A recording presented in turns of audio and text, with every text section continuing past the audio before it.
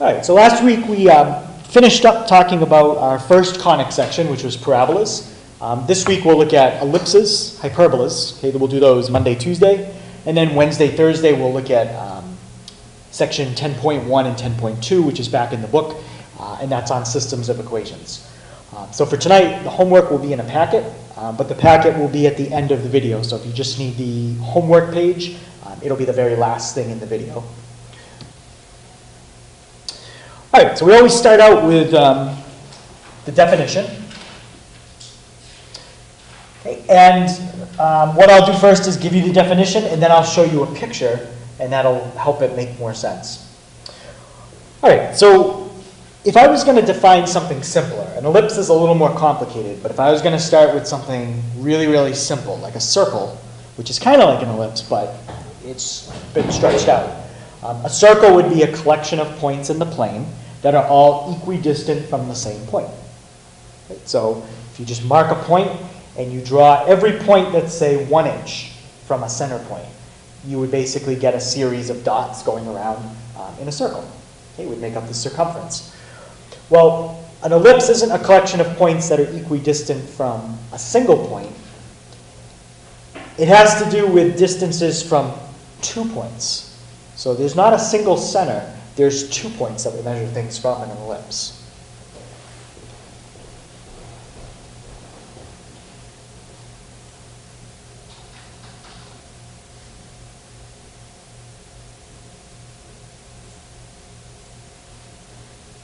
Okay, so it's a collection of points in the plane, meaning it's two-dimensional. And it says the sum of whose distances from two fixed points is a constant. So in other words, you can take any point on the ellipse, you can measure the distance from that point to one of the fixed points, take the same point again and measure the distance to the other fixed point, and add those two numbers up. It'll always come out the same. Okay, so let's take a look at it. So in my picture, the two fixed points are B and C. And as I drag point E around the ellipse, the length of BE can change, and the length of CE can change, or I label it EB and EC. Those distances can change, but in this ellipse, when you add them up, you will always get 17.3. That's just the number in this particular ellipse. So if you watch as I drag it, at this point, this is basically when segment EB is the longest, and EC would be the shortest, okay, about right there. And those segments are changing, but if you add the two numbers up, you always get 17.3.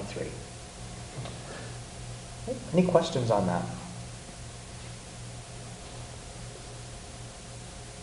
It always comes out to 17.3. Sometimes it could look a little different if I stop in the right spot just due to rounding.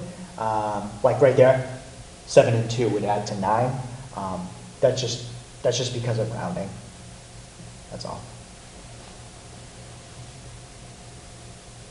What do you think would happen if B and C started to move closer together? And it would turn into what shape? Yeah, as points B and C start to get closer and closer together, it turns into a circle. And that's basically B and C. If you knew those 2 points, you could make an ellipse if you had a piece of string. It would have to be like a loop of string bigger than the distance from B to C.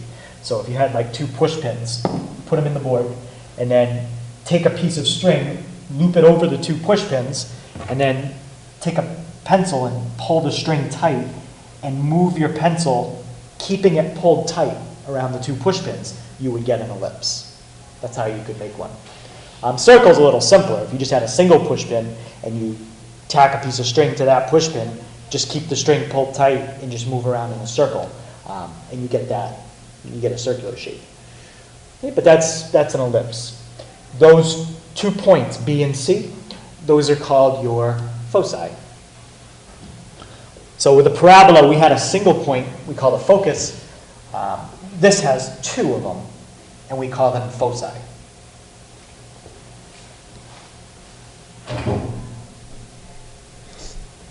Okay, this picture, it's showing a couple other things I'm going to define, but the first thing I mentioned right here is basically the definition of an ellipse. D stands for distance. Think of it as like the distance function. If you take the distance from any point on the ellipse to the first focus, and then you take the distance from that same point to the second focus, and you add those two distances together, you always get the same number. You get a constant. That's the definition of an ellipse, just written as an equation in a picture.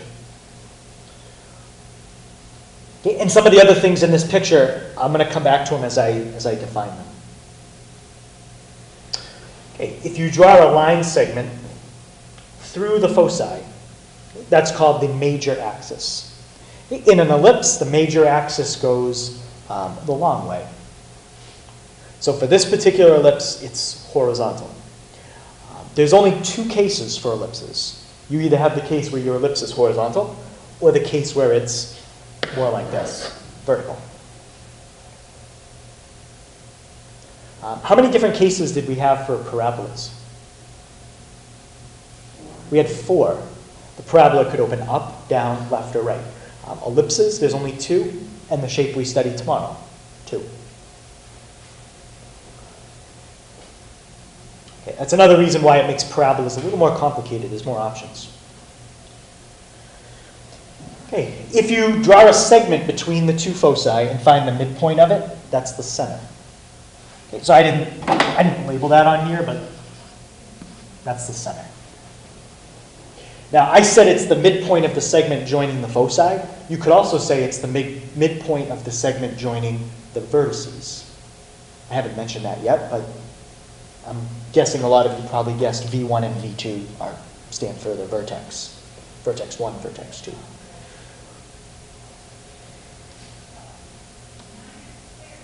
Okay, if you draw a line through the center and it's perpendicular to the major axis, that's the minor axis.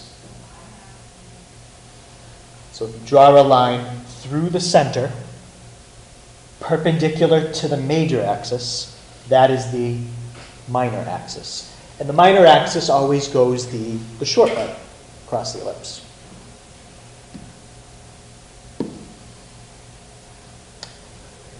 Okay. When you draw the major axis, it crosses the ellipse in 2 spots. If I go back up for a second, the major axis crosses the ellipse here and here. The 2 points where the ellipse and the major axis cross each other are called the vertices. Okay, with a parabola, we had a single vertex, but an ellipse has 2. So some of the terms that you see here, we've seen them before with ellipses. Does anybody see a term on the board that is new to ellipses? We never used that term when we described parabolas. Yeah? You never said the center of a parabola. Right, there's no such thing as the center of a parabola. We don't talk about that. Any other terms up there that we didn't use with parabolas?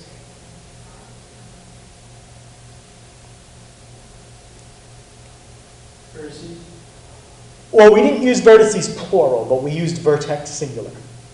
So we had the idea of a vertex, but there was only one of them, not 2. So technically, yeah, that is different. Same thing with foci.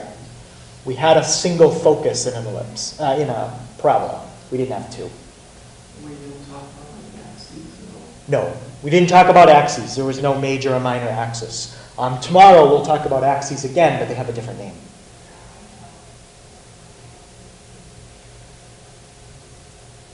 Okay, and then some terms we only used with parabolas, directrix. We're not using that term today. That only applies to a parabola. I think everything else we pretty much covered. What is the last word it says on the one? Vertices. Oh, vertices.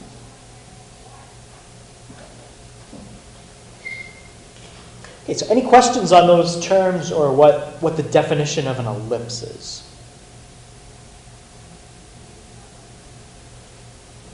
Okay, so we've got the definition. We defined all the important terms we're going to use. You saw the picture, which hopefully helps the definition make more sense. So last thing we need to look at is the equation. Okay, we're going to start with the simple equation where the center is at the origin. It's not shifted. Okay, you'll know when it's shifted because the numerator numerators get more complex. Okay, really quick, I'm just going to show you. That's an equation of an ellipse at the origin. Okay, look at the numerators. Let me go ahead a little bit.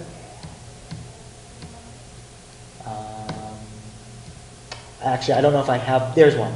That's an equation of an ellipse shifted. Okay, focus on the numerators. It has this minus in the top of both. Okay, so you'll know when it's been shifted. So the first one we're going to look at is the case where the center is at the origin. I apologize for the interruption. Okay, the focus is negative C0 and positive C0, or the foci. The major axis is horizontal. And the vertices are at negative A0 and A0.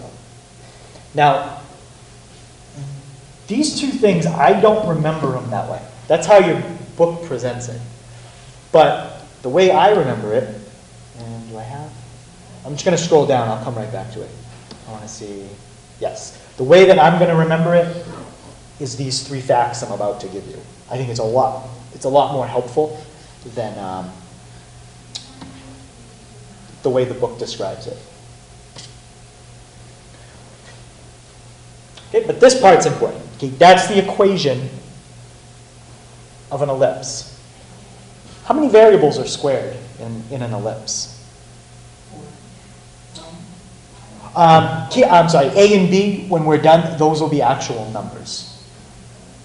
So it'll look something like that. So in an ellipse, how many variables are squared? 2. How many variables were squared in a parabola? 1. That's how you tell the difference. Parabola has 1 variable squared, an ellipse has both. Okay, and a couple other things. When you write the equation of an ellipse, we always get it equal to 1. That's not something we did with a parabola. The other thing, you have two fractions here separated with a plus sign. If you change one thing in that problem, it becomes what we're going to do tomorrow.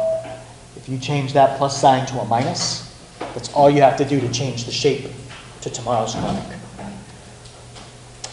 Okay. Another thing about an ellipse. A is always bigger than B. Always. A is always bigger than B. And both of them are always bigger than 0. So no negative values for A or B. And below that, there's a formula here that relates A, B, and C. It's C squared equals A squared minus B squared.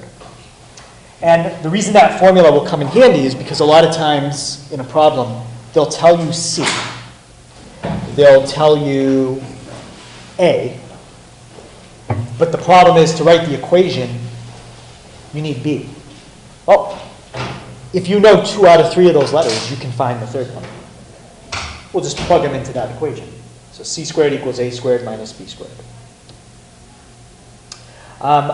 Don't worry about that. The book mentions it, but I don't really think it's helpful because if you have an ellipse, you don't always have intercepts. There's an ellipse. It's just in quadrant 1. So don't worry about that too much. This is very important. Especially the first one and the last one, because we're going to say the exact same thing tomorrow. Okay, A is always the distance from the center to the vertex, and C is always the distance from the center to the focus. And I read those two first because they're going to be true today and again tomorrow. B is something that's special to just what we're doing today. So B, while it's helpful, definitely helpful for ellipses, not overly important for tomorrow. But B is the distance from the center to the minor axis.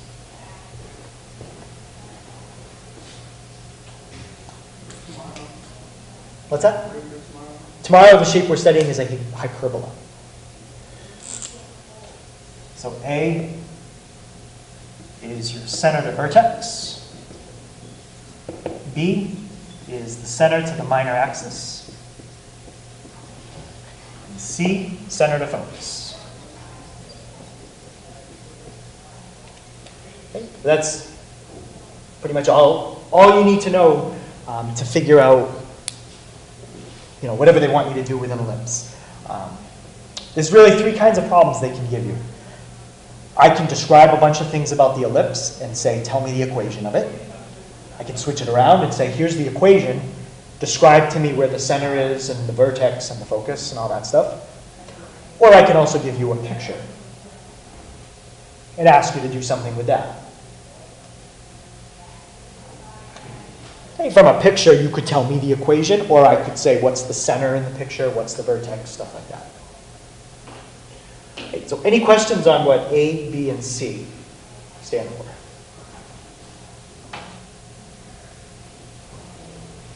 Right.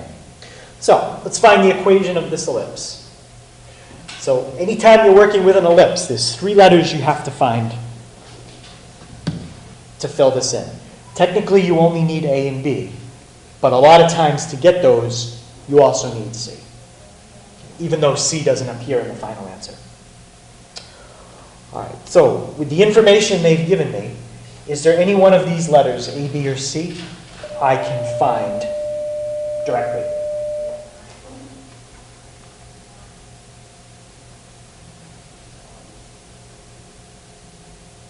Yeah, John? You can find C, this between the center of the focus. Yes, I can find C. What's the distance from the center to the focus? 3. 3. Now, even though C doesn't come up in the final answer, you're going to need it to find something else. Okay? And there's one other letter there you can find directly.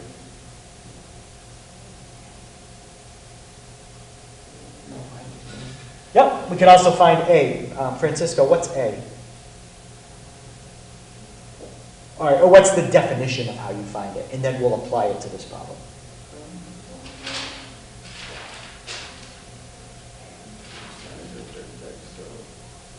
A would be from F to B. What is it? Can you say the definition again? The distance between F to B. And could you use, just in case we don't know what F and V are, what do those stand for? F is for cosine, where you have one, cosine 1 over 2. All right, so distance from, Focus 1 or 2. The center of the vertex. so we did the focus in the last one. That's what Josh just gave us. That's C. Well, where would be the distance from focus to the vertex? The center. No, A is the distance from the center to the vertex. So A is center to vertex. Everything's measured from the center. So center to vertex in this case would be how many units? What did we say about A and B?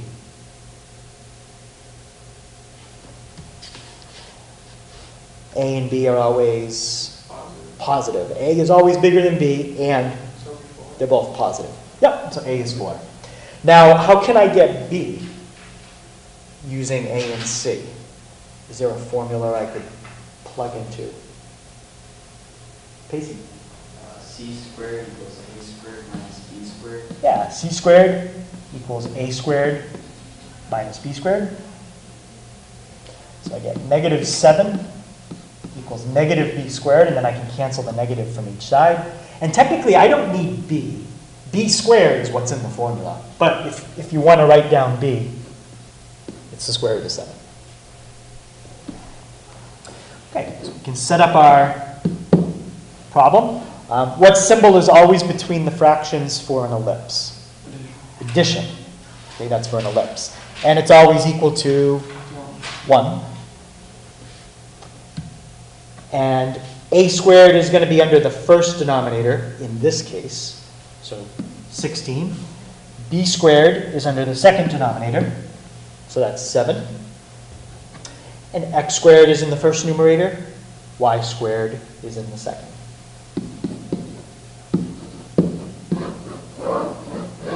And there's the equation for your x. What's that? Well, there's remember, it's a shape, so it's like if you had, like a line, y equals mx plus b. You don't solve that, that's just the final answer. There's an infinite number of solutions that would make up that shape. Okay. Any questions on how we got that equation?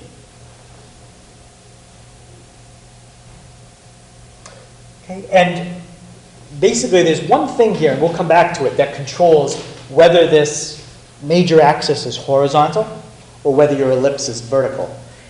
And it all is controlled by where you put a. So if you look at this formula, a squared is the first denominator. We're going to come back to this one in a second. But notice here, a squared is the second denominator. The x and the y never change places for an ellipse. It's the a and the b. And switching them, all it does is change something like this to something like that. Okay, so we'll get to that second case in a little bit. All right, let's try this one. Okay, so this one they want us to discuss. Okay, when they ask you to discuss an ellipse, the things you want to mention: center. What else should you mention?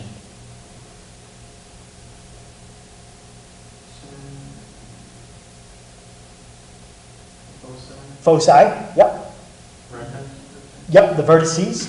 And there's one more thing you could measure: the direction of the major axis. Is it horizontal or vertical? By mentioning all the things you said before that, it automatically tells you whether it's horizontal or vertical. But we can also just mention that as its own thing. All right.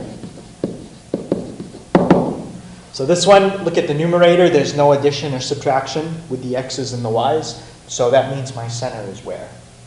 It's at the origin. It hasn't mentioned. Okay. Vertices. Well, to find those and the foci, we need to find A, B, and C. When you have an ellipse, what number is always bigger, A or B? A. So this is how you get A. That's not A, but it's how you get it. What do you do to this number to get A? Take the square root. And it's the same idea to get B. Now, the reason I need C is because C tells me where the focus is. Without C, I can't find the focus. So use the same formula that Pacey gave us last time. C squared equals A squared minus B squared. So what would, if you do that out, you get C squared equals 16. So what's C? 4. Now we can describe everything. All right. So the horizontal, or the ellipse, this is going to go this way. Right? The major axis is horizontal. So if that's your center, the vertices and the foci are going to be left and right of it. If your major axis went this way, and that was your center, everything would be above and below. Right? This one is left and right. In the other case, stuff will be above and below.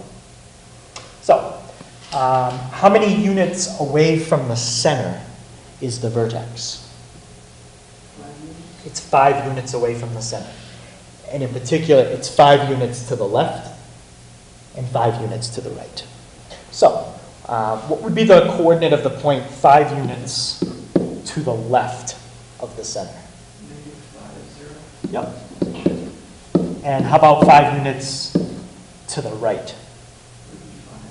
5, 0. Okay, Jeff, how far away are the foci from the center? -4, 0. Yep, so they're 4 units away, so it would be -4, 0. Yeah, 4, 0. 4, 0. And just by saying all that information, if you drew it, you'd have points that look like this. Basically. You'd have all horizontal points. So we already know the major axis is horizontal. But let's just say that as well. Okay, so those are the 4 things that you need to describe when you discuss an ellipse. Okay, any questions on that?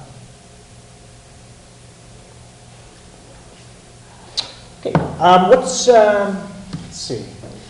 Discuss that one. Okay, so I was going to ask you what's different with this one, but I already pointed it out. This is the case where the A and the B switch places. If you know that A is the distance from the center to the vertex, and C is the distance from the center to the focus, you don't really need to write down any of the things I checked off. That's automatically, you're going to figure that out just like you figured out the coordinates here. Just figure out, okay, it's to the left or it's to the right, and then how many units. I think that's easier than trying to memorize everything I checked off. And you don't even really need to write down the center as 0, 0, because if you just look at the numerator, it's just an x and just a y. You should just kind of remember when it's an x and a y, the center is always 0, 0.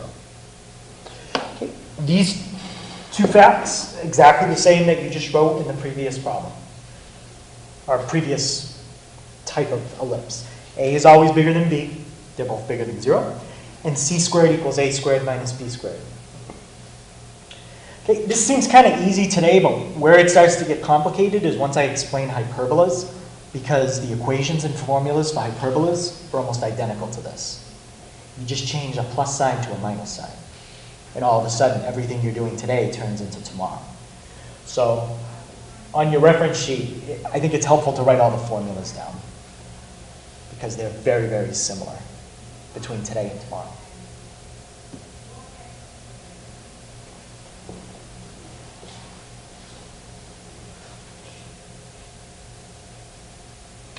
Okay, so again, only difference, A and B have switched places.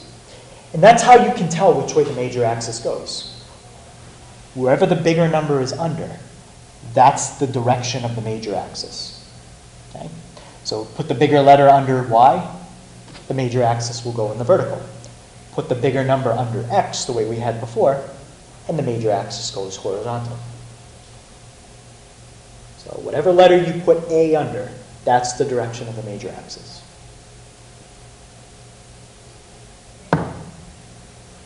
Okay, what's wrong with trying to discuss this one? Something's not right. We can make it right, but does anybody see what's wrong here? Yeah? It's not in the typical format we see it in. It's not in the format we usually write it in. Can anyone else explain why? What's wrong with this that it's not the way we normally write it?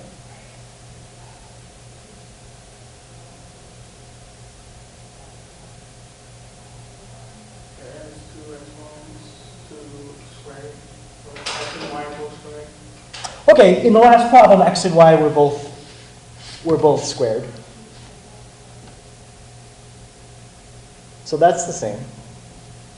X not equal to 1. It's not equal to 1. That's the problem. So, Francisco, how would we make this number a 1? What would we have to do to all three terms? Yeah, we're going to divide everything by 9.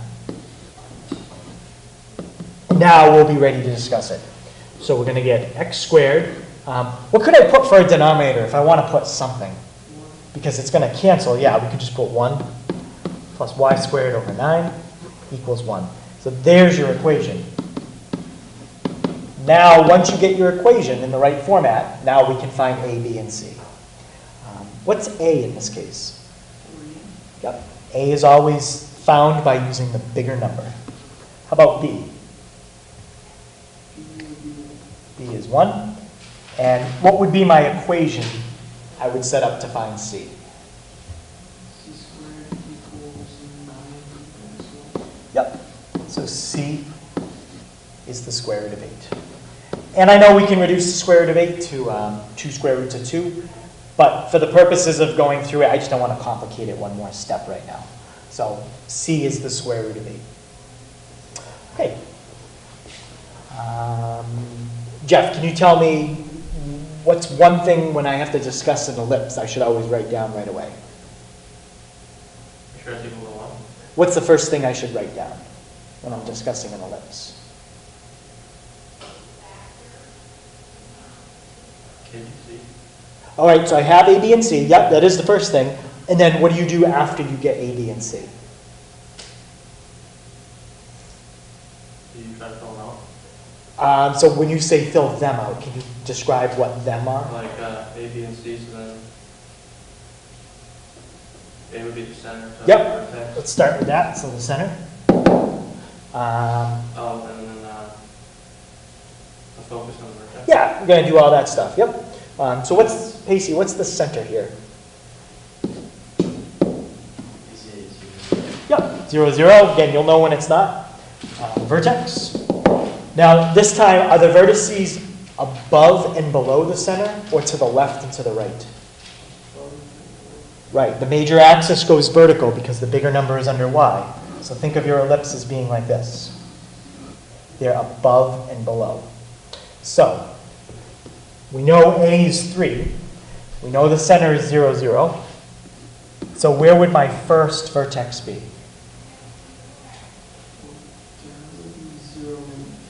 Yep.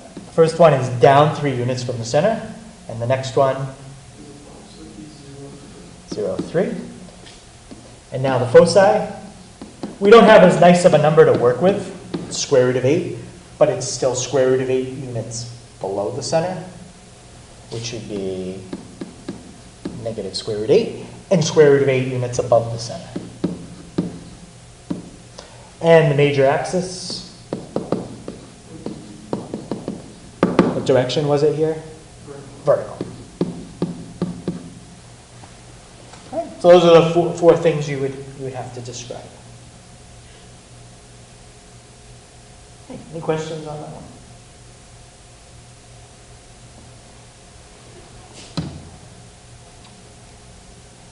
Okay, so this one, I want you to tell me the equation. Now, what's missing here that you normally need to find A, B, and C? You need it for all of them. You're missing the center. But they've given you enough information that you can find it. What piece of information here allows you to find the center? We don't know A and B yet.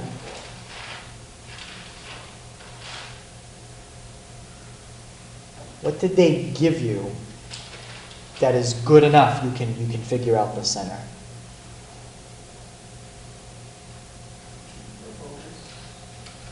No, the focus won't be enough information to find the center here. So what else did they give you? The vertices. What about the vertices? Tells you that's enough information you can figure out the center just by knowing these two vertices. Yeah? It shows like 3 units away from the origin, because it says plus or minus 3. So that would be well, the center has to be the origin, because it's a certain number of units. Right. The vertices have to be, the midpoint of them has to be the center. So if you've got a vertex at 0, 3, and you've got a vertex at 0, negative 3, well, draw a line segment between those and find the midpoint. That has to be the center. So now we can write down the center is 0, 0. They didn't ask us for that, but you need to know that. Now we can find A, B, and C.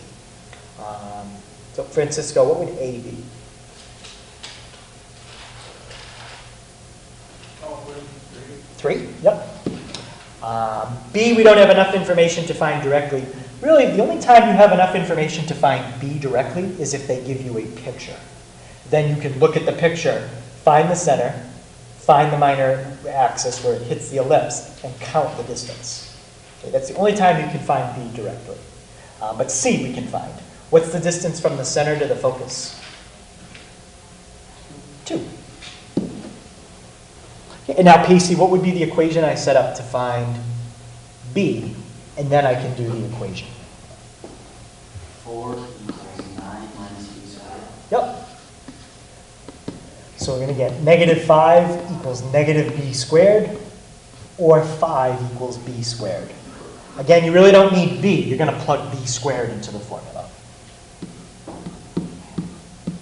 Okay, ellipse always equal to 1. I should have asked, it's always a plus sign. Which way does the major axis go here? Horizontal or vertical? Yep, the points are lined up vertical. So that means the bigger number is going to be under which letter? Right, if you wanted it to line up vertical, put the bigger number under y. So the bigger number in this case, well, let's check. If you want me to just write this down, which number is bigger there? A or B?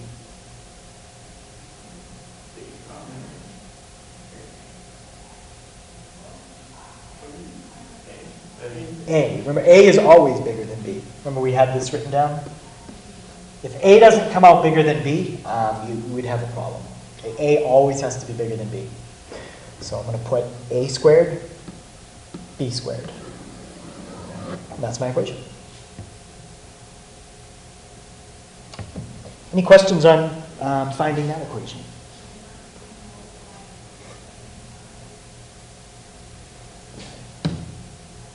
Okay, so a circle, and this is the only thing I'm going to mention, we're not going to go into really depth about it.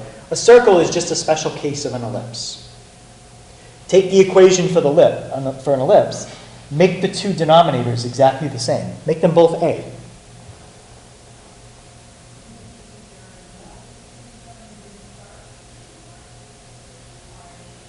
And now you just created an ellipse. What they usually do when they write the equation of a circle, though, is they multiply everything by A squared.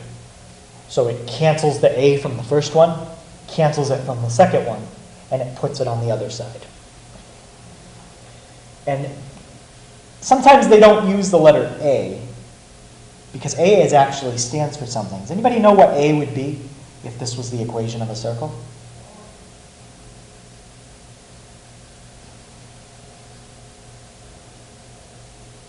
Yep. Radius? It would be the radius. Okay. In this case, A and B are the same. So the distance from your center to your vertex and the center to the minor axis would be exactly the same. So what that means, if you sketch it, you have a shape where the center to a vertex and then the center going the other way to a minor axis, those distances are exactly the same. Well, the only way that can happen is if your shape is a circle. And A, you could still call it the distance from the center to the vertex. That's correct. But, I mean, it's just not a term we usually use, vertex in a circle. But technically, if you think of it as a special ellipse, you kind of could use that term. Okay? And that's all I'm going to mention about circles. What if I had something like this?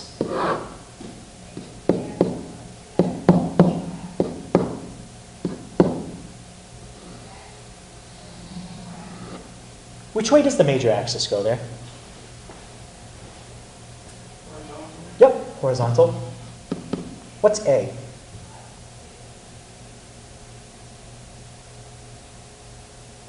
Yep, A is 3. And B, you can measure directly. This is the only problem I've shown you today where you can measure it. What's the distance from the center to the minor axis? 2. Now you have A and B. You could now find C using the formula. Okay, but that's the only kind of problem that you can find B directly. Okay, I'm not going to finish it up, but I'm just showing you a problem like that. All right, so the last type of problem we're going to look at is when the ellipse has been shifted. Everything I've shown you is exactly the same, except now we just have 2 extra letters we have to find, H and K. H and K are the coordinates of the center. So for all the problems we've done so far, H and K, we didn't talk about them, but they've really been what 2 numbers? They've always been 0, 0. So I didn't need to write them, and that's why I gave you the formulas like that. Okay. Now they're not going to be 0, so we're going to have to write them. All the same rules still apply. A is the distance from the center of the vertex. C is center to focus. B is center to minor axis. A is always bigger than B, and they're both positive. C squared still equals A squared minus B squared. So without even showing you the next formula, what do you think the difference is going to be between the formula I have in the box above and the one I'm about to show you where the major axis is vertical? What's the only thing that's going to happen? Yep. A and B are going to switch places, and that's it. Bless you. Bless you. Okay, all these formulas are on page 394 in the packet I just gave you. So if you need to copy anything else down or whatever you need, But I think all you really need is what's in those two boxes. One thing to always remember is in the numerator, it always has to be x minus a number. If you see a plus sign, just be careful with that. It has to be x minus. Whatever comes after the minus sign is h. Whatever comes after the minus sign there is k. So h is always with x, k is always with y. That never changes.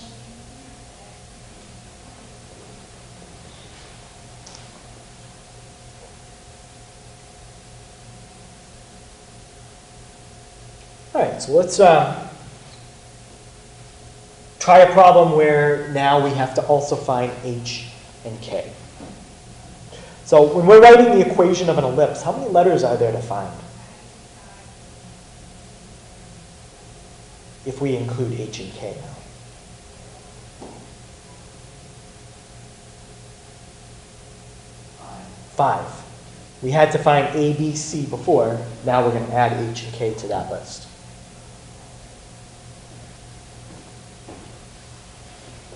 And h and k are usually very quick to find, as long as they give you the center. So what would h be in this case? 2. It's just the x coordinate of the center, k. Now we just do what we did before. That was the only extra step. We just did it. Okay, a is the distance from the center to the vertex. Well, the center and the vertex have the same y value. 2 points that have the same y value mean they're at the same height. So all you have to do is look at the difference in the x's, how far apart they are left to right. They're 3 units. How about center to focus? 1. And the last thing I need is b. So c squared equals a squared minus b squared. So what's b? Square root of 8.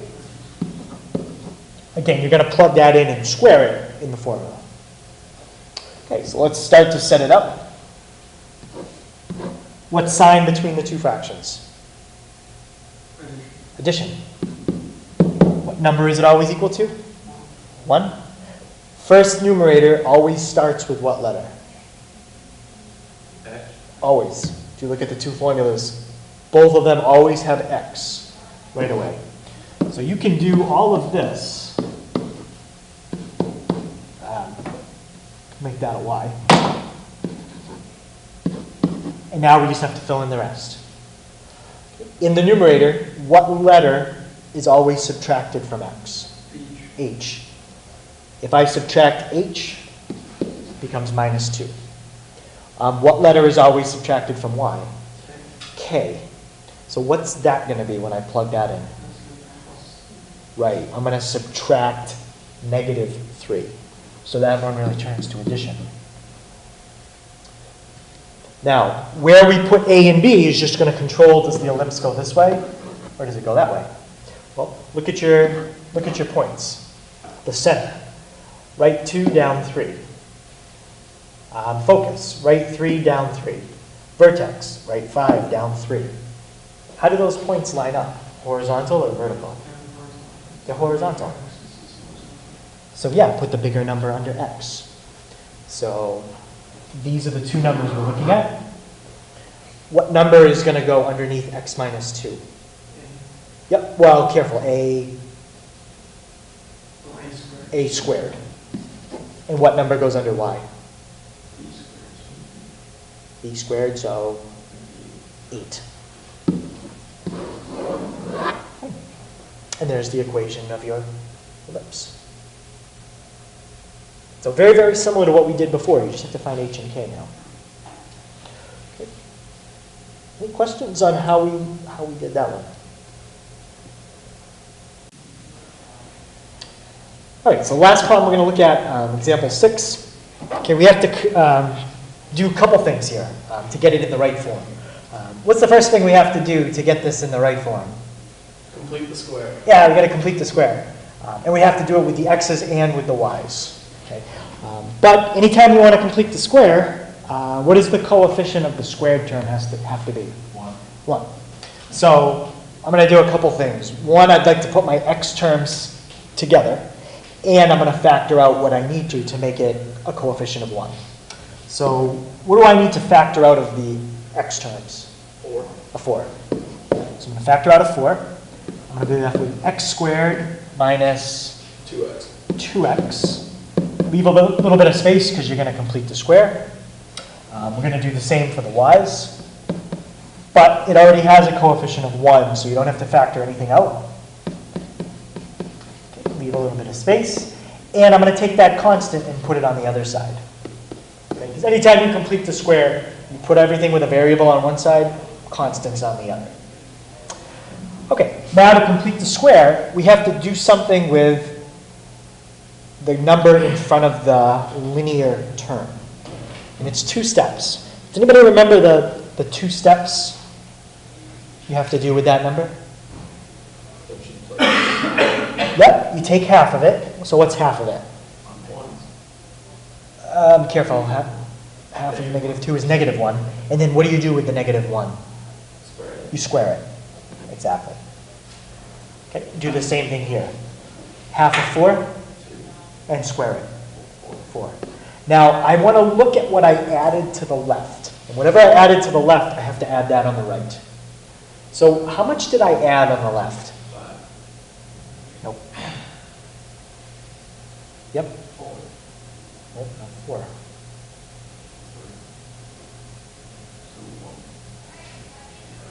Well, what did I add here? Oh, 8. I added 8. Why did I add 8? Because you have to distribute the 4 to the 1 over there. Right.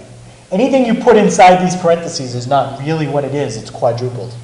So you added 4 for the x's, and you added 4 for the y's. So you really added 8. Okay? So now, I'll do that on the other side right away. I'll just do negative 4 plus 8. And now, this should factor nicely. What does x squared minus 2x plus 1 factor as? And it'll be the same factor twice.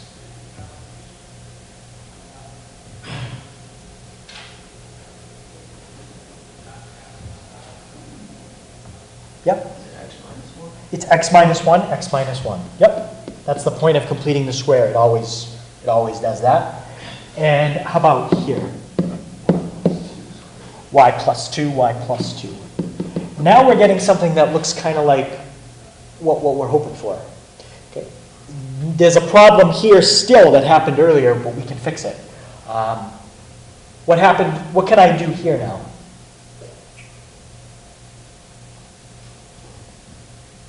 Yep. Add 8 to the 4. Don't you? No, here you did it. It was negative 8. No, so I did that part. I thought it was regular. You can divide by 4. I have to divide everything by 4 because I need it equal to 1. Okay, so divide 4 by 4, I get 1. 4 by 4 again, I get 1. And then here, there's nothing to cancel in the numerator, so just leave it as y plus 2 squared over 4. Now we have our equation. Now we can discuss it. So,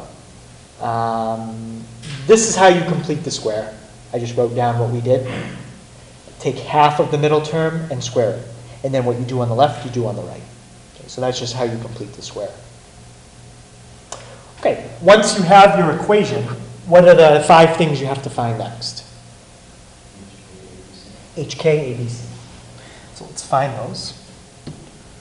So we've got H, K, ABC. Okay, what's H here? Just 1. Yep. So H is 1. What about K? K is negative 2. A, you should be able to get that one. So A is always going to be gotten from the bigger number. It would be the square root of 4, which is 2. But B would be square root of 1, which would be 1. But we have to find C because they're going to ask us about the focus. All right, so C squared equals A squared minus B squared. So what's C? Square root of 3. Now, use those facts right there. That was a K. To find all the stuff they want to find. Okay, let's start with the center. Where's the center? 1, negative 2. Now, which way does my major axis go? Does it go horizontal or vertical? Vertical. So everything here is going to be above and below the center. The vertices are going to be how many units above and below the center? 2. Right? A is the distance from the center to the vertex. So, my first vertex, what would be 2 units below the center? And 2 units above the center? Looks good. My foci, how many units above and below the center are those?